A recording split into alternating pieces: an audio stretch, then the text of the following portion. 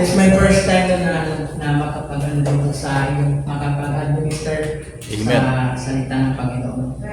Isa, masasabi kong ito ay opportunity na binigay ng Panginoon. So, salamat sa Panginoon sa araw na ito. Itong preaching ko ay hindi naman ito mahaba. Pabilisan ito. Dito mahaba. Kasi pag sinabi ni pastor na ako daw yung mag-preach. Sabi ko, Lord, tulungan mo. Kasi pag mag-preach ka, dapat yung totoo na i-preach mo. Kasi pag hindi totoo yung pinipreach ng isang mga ngaral, ito ay may isa buhay ng mga tao. Tsaka yung mga tao ay ma-mislead ng isang mga ngaral. You know, nung sa Bantayan ako, yung sa Cebu, ako ay hindi naman nag-stay sa pamilya ko. Doon ako nag-stay sa kaibigan kong pastor. Doon ako tumutulong sa kanya. You know, napakaganda after church. Mayroon kami ginagawa na makapag-fellowship yung mga mananampalataya. Kami ay nagla-lunch together. Kahit na yung pastor namin doon, walang support sa kanya. Walang support sa kanya. Bali, pioneering siya doon. Tapos, ang inasa niya lang ay yung mga saging sa tinanim niya, mga kamote, ganyan. Pero, we are happy na mapagsaluhan ng saging at saka yung kamote. Kasi yung fellowship ng church ay napakaganda. Lalo na ngayon, sa ating panahon, pag tumitingin ka sa Facebook, maraming mga ngaral na hindi na si Christ yung kanilang ipinipreach. No? Marami ng mga pula ang pagkita ngayon. Kaya tayong mga mananampalataya, dapat maging aware tayo. Hindi tayo yung parang Jacob Roses lang, na wala tayong nagawin para sa mga tao. Tayo ay light of the world. Tayo yung yung salt. At saka nagbibigay sa mga tao, naglilid sa kanila patungo kang Panginoong Kristo. So, babasahin natin dito sa dito tayo sa 1 Timothy chapter 2 verse 1 and 7 lang. So, sundan nyo lang ang babasahin ko. Sa 1 Timothy chapter 2 verse 1 to 7, in verse 1, magkaiba siguro tayo ng translation. Sabi dito in verse 1, una sa lahat, ipinapakausap kong idulog ninyo sa Diyos ang inyong mga kahilingan, panalangin, pagsamo, at pasasalamat para sa lahat ng tao.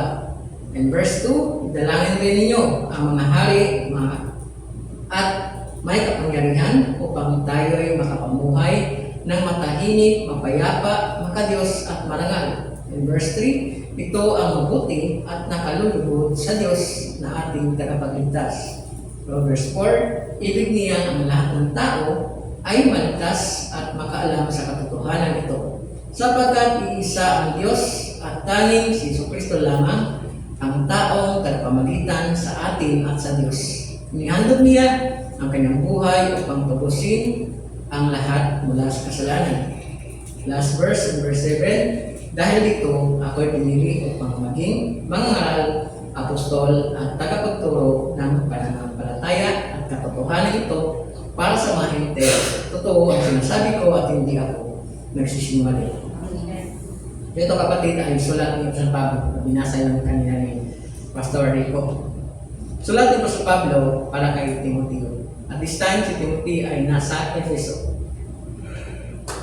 Ang Efeso sa panahon ito ay mayroong mga taong nagsisipagtayo at nagturo ng mga maling aral.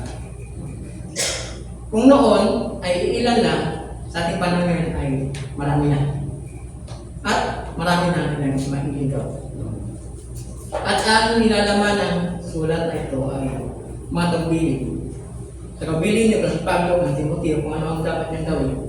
Mapagbabasahin natin ang whole chapter at ang whole books. Dito mababasa natin ang qualification ng isang pastor. Dapat ang pastor ay hindi maraming asawa o hindi mangangaway. Kasi yung mga pastor natin, napaka-importante. Bakit kapag importante yung mga pastor natin? Kasi sila yung nagbabantay, no? 24/7. Totoo ba yung pastor? 24/7 nagbabantay sa ating mga kaluluwa. No? Puyat sila. Nagkano sila, nag-study sa salita ng Panginoon. Kasi wala naman tayong ibang basihan, kundi ang salita lang ng Panginoon. Kaya mga pastor natin, lalo na yung mga nagdodobol sa kanilang paglibor, ay deserve sila na bigyan ng double na honor at saka double na support. No, support. Pero hindi lahat ng pastor ay may support. Yung mga pastor na iba ay walang inasahan. Kundi, ang inasahan yung Panginoon lang. Kaya, we're blessed na mayroon tayong mga pastor na tumatayo at nagsasabi ng katotohanan tungkol sa Diyos. So dito, ito yung problema. Ang sa church ng Efeso, ang problema doon ay yung mga Christian ay naniniwala din sa mga maling turo. Diba? Naniniwala sila. Kaya, sumula sa Pablo ng mga tagubilin para kay Timoteo at sa lahat ng mga Christian doon.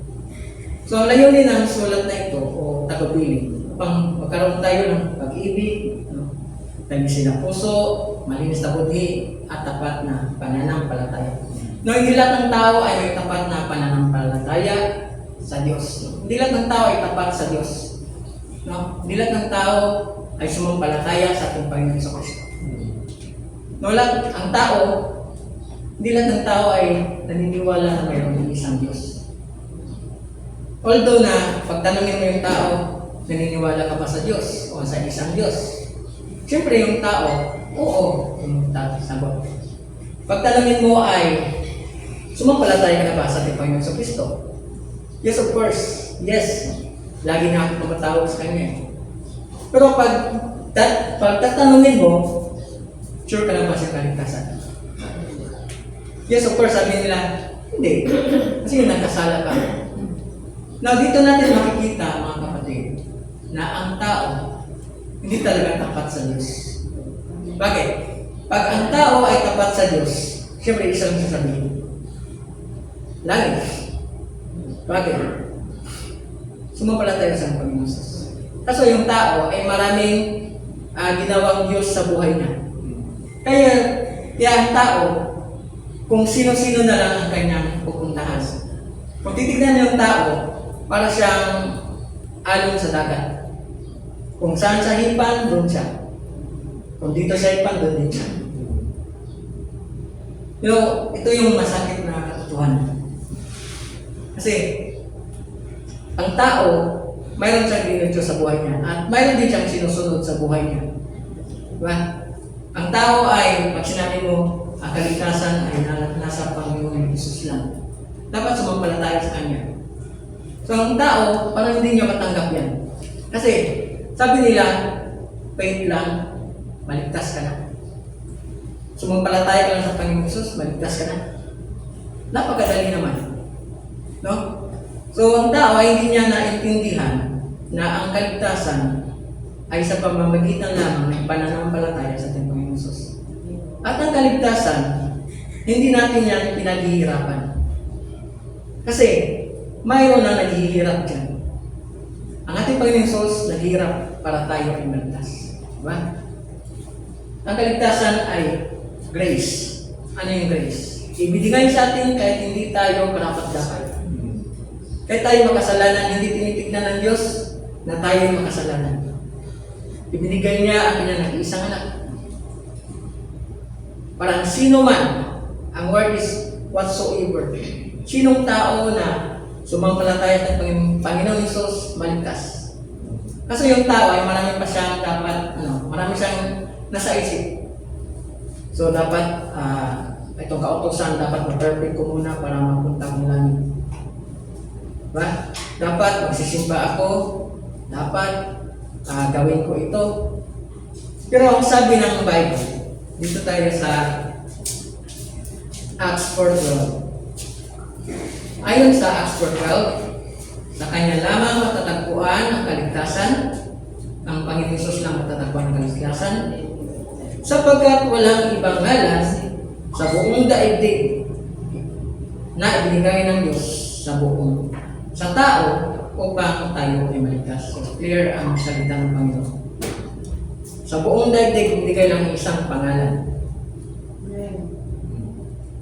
In the name of Jesus lang. Walang sinasabi ang Bible na dapat malig ka muna sa itong religion na to para ka maligtas. Dapat sundin mo muna ang 10 utos. Pero pag ang 10 utos ay susundin natin, lalo tayo mapaparusahan. Ayon kay James, pag ma-achieve natin ang siyam at ang isa ay hindi, violators pa rin tayo. At ang kautusan, sabi ni San Pablo sa chapter na ito ay mabuti kung ginagamit sa tamang paraan. Makikita natin na ang kautusan ay mabuti kung ginagamit natin sa mabuting paraan. Bakit? Ang kautusan ay nagtuturo sa atin na tayo ay mamuhay ng matuwid. Kasi pag dito sa atin, pag tayo ay sumuway sa kautusan, kukulong tayo. Diba? So dito natin makikita na ang tao ay hindi talaga tapat sa Diyos. Ang plano ng Panginoon sa kaligtasan ay sa pamamagitan lamang ng pananampalataya sa ating Panginoon Jesus. So lahat ba dito ay sumampalataya na sa ating Panginoon Jesus? Kasi wala nang other way para tayo umaligtas. Kung titignan natin dito sa Acts, yung Philippian jailers, Acts 16 verse 30. Ito ay seryosong tanong. Seryosong tanong ng isang tao na naghahanap ng katotohanan o kaligtasan. Ayon sa Philippian jailers, mga Ginoo, ano po ang dapat kong gawin upang ako ay maligtas? Diba? So sumagot sila, sumampalataya ka sa ating Panginoong Hesus at maligtas ka. Ikaw at ang iyong sambahayan. Diba? Ang apostoles ay wala silang tinuturo na umalig ka muna sa amin, sumama ka para maligtas ka. Kasi direct to the point ang sinasabi ng mga apostoles. Sumampalataya ka sa ating Panginoong Hesus. So pag ang isang tao ay sumampalataya sa ating Panginoong Hesus, maligtas siya. Hindi lang siya maligtas, kundi pati yung sambahayan niya. So kagaya sa amin, 11 kami. Ang unang naligtas ang nakakilala sa Panginoon ay yung pangalawa naming kapatid. Hanggang sa buong pamilya niya. Hanggang ako. At sa yung ibang pamilya namin. So ganyan yung effective na, ganyan yung power ng Panginoon. Pag sa isang family ay isa ay maligtas, lahat tayo ay maligtas. So, ang problema ngayon sa ating panahon, may mga taong nangangaral ng mga maling aral. Bakit kaya nagagawa nila na mag-spread out ng fake na pananampalataya o mga maling aral? Ano kaya ang nasa kanila? Bakit kaya nagagawa nila yun? You know, pag ang tao ay hindi sinusunod ang kanyang konsensya, pag ang tao ay sinusunod ng kanyang sarili, katakot-takot na kasama ang kanyang gagawin. Diba? Kasi yung konsensya natin ay nagtuturo tungkol sa Diyos. Pero pag ang konsensya natin ay hindi natin sinusunod, sinasabi natin sa sarili na walang Diyos. So lahat ng kasamaan natin gagawin. So, dito sa episode or sa episodes natin binasa, dito sa chapter na ito, ay may mga tao, yung pumasok sa church. Nagbabalat kayo na parang mananampalataya. Ngunit, ang sa loob pala ng kanilang puso ay mga wild dog. Tama mo, wild dog? Natin aso na naman dito, pero yung wild dog, o tinatawag na beast. You know, ano bang karakteristik ng isang wild dog o beast?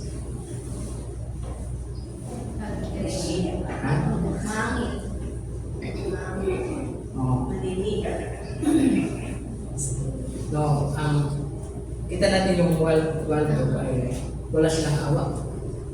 Diba? Hindi sila marunong maawa. No, pag ang kanilang prey, kanilang target na kakainin, hindi sila maawa. No? Talagang kakainin nila.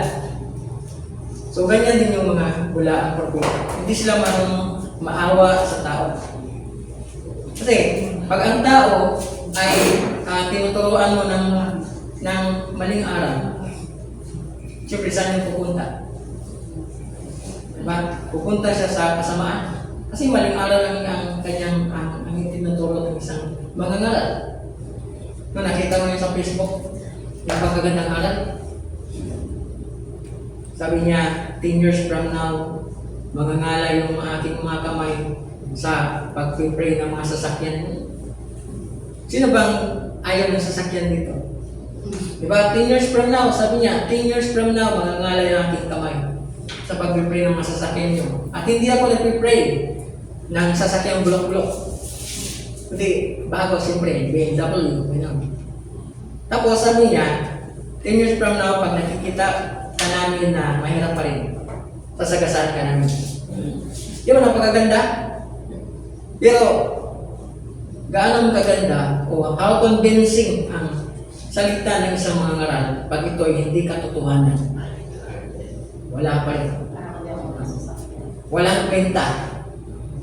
So, ang pag-preach, hindi naman na jolly ka, maganda ka magsalita. Ang pag-preach, minsan masakit yun.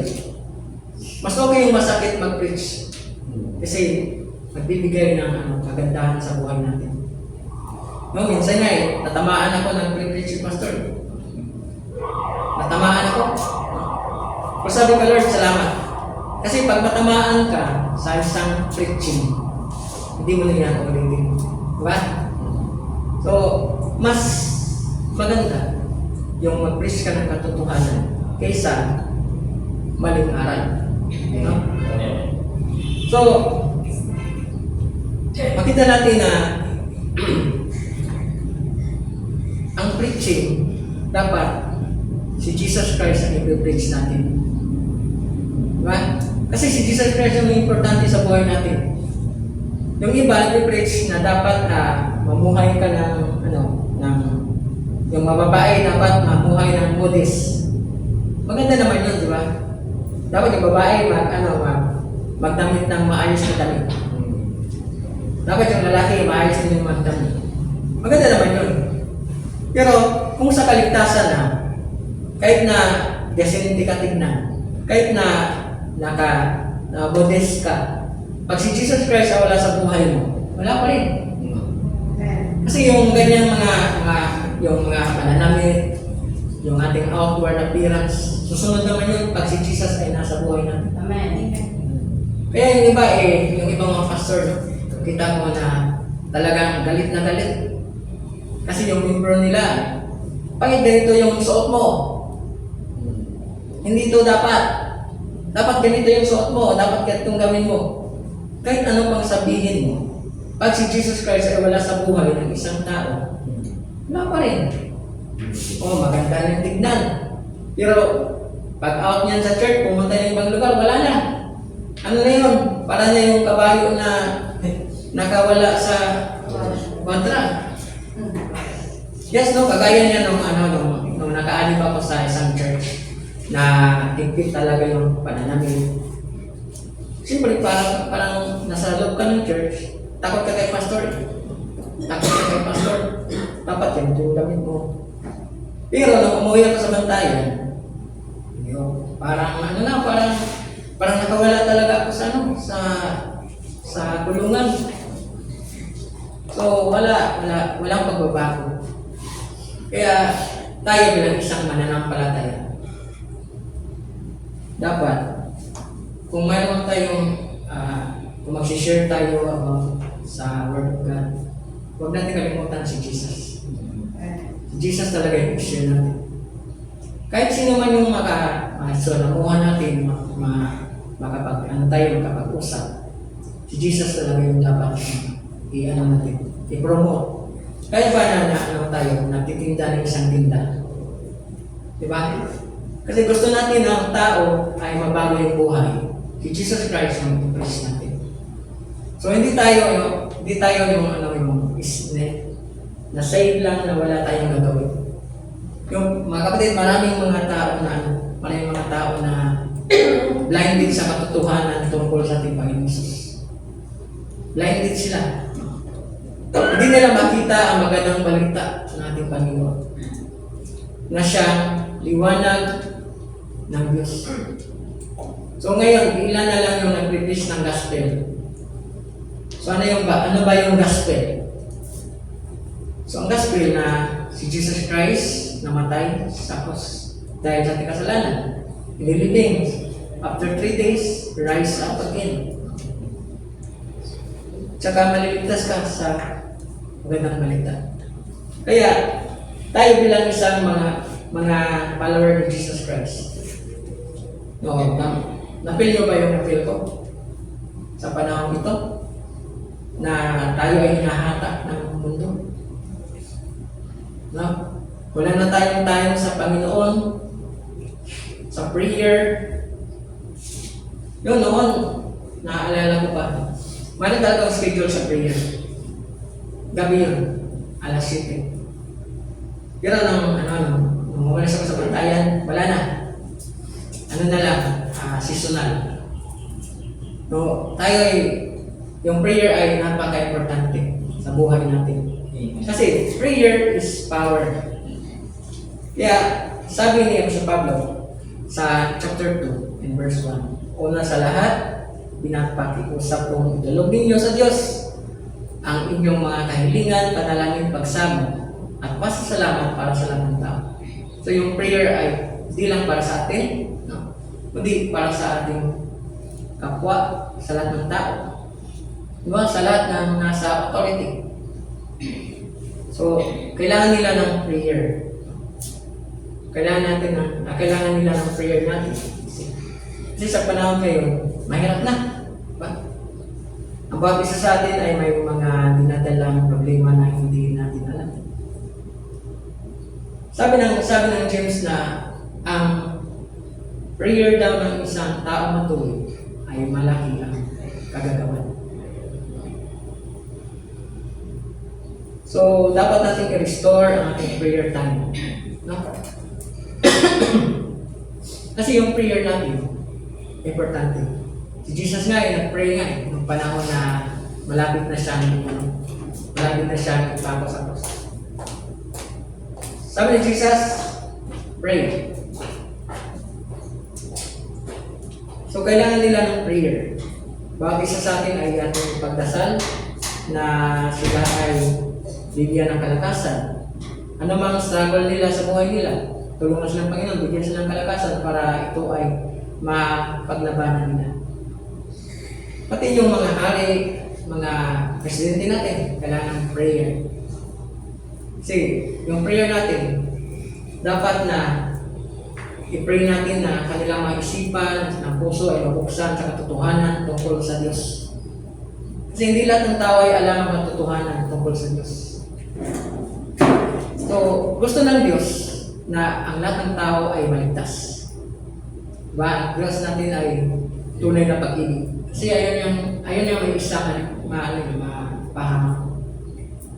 So, ito yung gagawin natin sa buhay natin. Kung tayo man ay hindi na nakapag-pray, no? Wala na tayong time sa prayer o naano na tayo sa lahat ng mga bagay. Humingi tayo ng sa Panginoon. Humingi tayo ng lakas na, Lord, ibalik mo ako sa prayer. Bigyan mo ko ng kalakasan na mag-pray. Kasi prayer is a battle. Battle yung prayer. Kasi hinahata ka ng mundo. Mag-pray ka, hinahata ka ng mundo.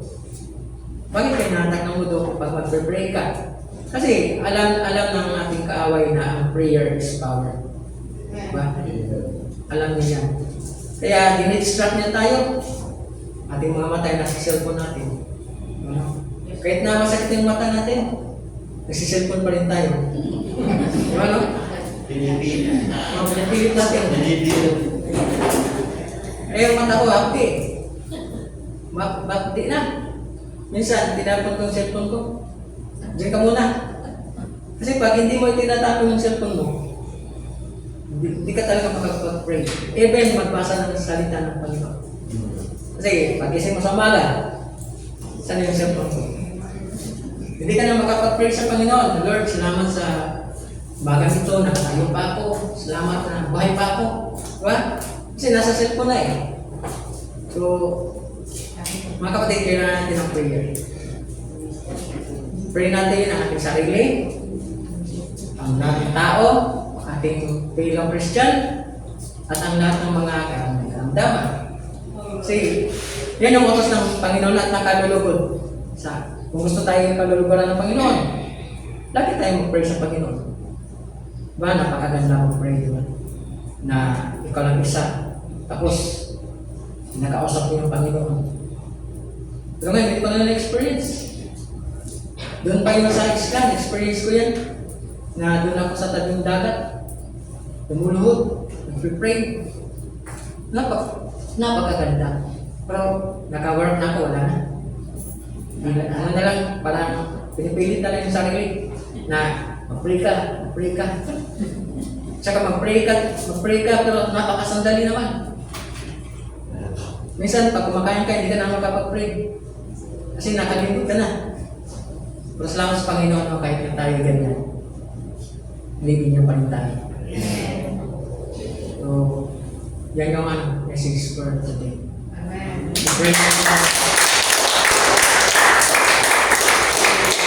important pala. Pray natin yung lahat ng tao, lahat ng Christians, lahat ng pastor, even ng mga tao na privilege ng mga may aral, pag-pray din natin. Minsan ako, nagagalit talaga ako pag may makita ko sa Facebook na nag-aral ng maling aral. Hindi mo naman pwede na, hoy, huminto ka! Hoy, umalis kayo dyan! Siyempre, anong result nun? Mag-away na kayo. So, the safest things na gagawin niya sa mananampalataya is to pray for them. Yes. Diba na? So, puri ng Panginoon.